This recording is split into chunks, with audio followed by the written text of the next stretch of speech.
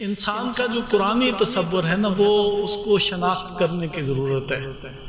جب اللہ نے اپنی روح میں سے پھونک دیا پیکر آدم نے، تو پھر فرشتوں سے کہا کہ اس کو سجدہ کرو۔ یہ در حقیقت روح ہے۔ اس سے میں اس کو یوں تعبیر کرتا ہوں کہ یہ جو انسان ہے یہ روح الہی کا حامل ہے۔ عجیب و غریب احادیث ہیں نبی پاک سے مروی، اس کو عرفاء نے اپنے انداز سے بیان کیا ہے، علماء نے اپنے انداز سے بیان کیا ہے کہ اللہ نے آدم کو اپنی صورت پہ پیدا کیا۔ اللہ کی تو کوئی صورت نہیں ہے، اس لیے کہ صورت کے لیے تو جسم چاہیے ہے، اور جسم کے لیے محدودیت ہے، اور محدودیت کے ساتھ اس کے لیے سمت ہے، اس کے لیے جگہ کی ضرورت ہے۔ اللہ تعالیٰ آنکھوں کو دیکھتا ہے، آنکھوں سے دیکھنے کے قابل نہیں ہے۔ یہ صورت پہ پیدا کرنے کا ایک ہی یہیں سے معنی نکلتا ہے ان آیات سے جن میں فرمایا گیا ہے کہ اللہ نے اپنی روح میں سے اس میں پھونکا ہے۔ کیوں؟ پھر یہ اس کی ساری نشو و نما اس الہی روح کی بنیاد پر ہے۔ یہ وہ چیز ہے جو کسی اور مخلوق کے نصیب میں نہیں ہے۔ اسی لیے نبی پاک کی بھی حدیث بھی ہے، اور ایک سے بڑھ کے ایسی حدیث ہیں جس میں کہا گیا ہے کہ اپنے آپ کو الہی اخلاق سے مزین کرو، اپنے اندر الہی صفات اور اخلاق جو ہے وہ پیدا کرو۔ تو یہ بندہ جب اسی طرح الہی صفات کا حامل ہوتا چلا جاتا ہے تو اس کو اللہ کی قربت نصیب ہوتی ہے۔ تو یہ جو انسان کی شناخت ہے قرآن حکیم کی، وہ اس محدود شناخت سے جو مغرب میں مادی تہذیب نے پیدا کی ہے وہ بہت مختلف ہے اس سے۔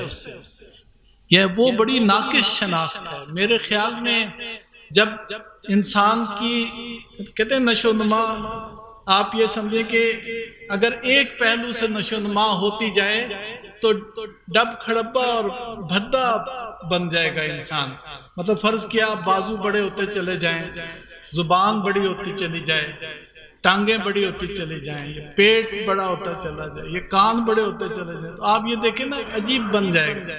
اگر آپ چاہتے ہیں کہ انسان اپنی تمام خوبیوں کے ساتھ پروان چڑھے تو انسان کی شناخت بڑی ضروری ہے کہ اس کی جامع اور صحیح شناخت ہو۔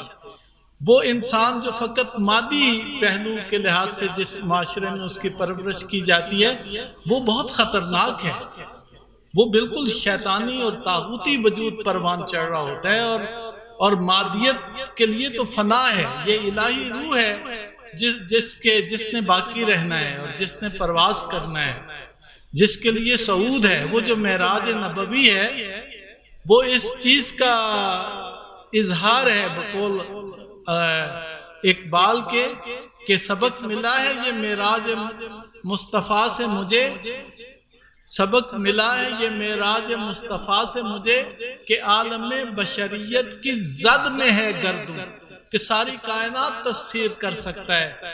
یہ نبی پاک کی معراج سے انسان کو سبق ملا ہے۔ اور اگر ہم چاہتے ہیں کہ انسان کی صحیح تعمیر ہو تو قرآن حکیم سے بڑا کوئی نسخہ نہیں ہے انسان کی کامل اور جامع اور صحیح نشو و نما اور صحیح تعمیر کے لیے۔ یہ جو ہم نے مادیت کی بنیاد پہ اور اوطان کی بنیاد پہ اور اقوام کی بنیاد پہ انسانوں کو تقسیم کر رکھا ہے، یہ یار لوگوں نے بقول علامہ اقبال کے یہ قبور تقسیم کیے ہیں کفن چوروں نے آپس میں، اور یہ بنایا ہے، یہ اقوام متحدہ بنائی ہے اور اس طرح سے بنائی ہے۔ انسانوں کے وسائل کو لوٹنے کے 100 انہوں نے ہیلے جو ہے وہ اختیار کیے ہیں، انہوں نے ہمیں بانٹ دیا ہے۔ علامہ اقبال اسی پہ کہتے تھے کہ مکہ نے دیا خاک جنیوا کو یہ پیغام، جمعیت اقوام کے جمعیت آدم، انسان پورے کو ایک پورے گلوب پر ایک نظر سے دیکھتا ہے پروردگار۔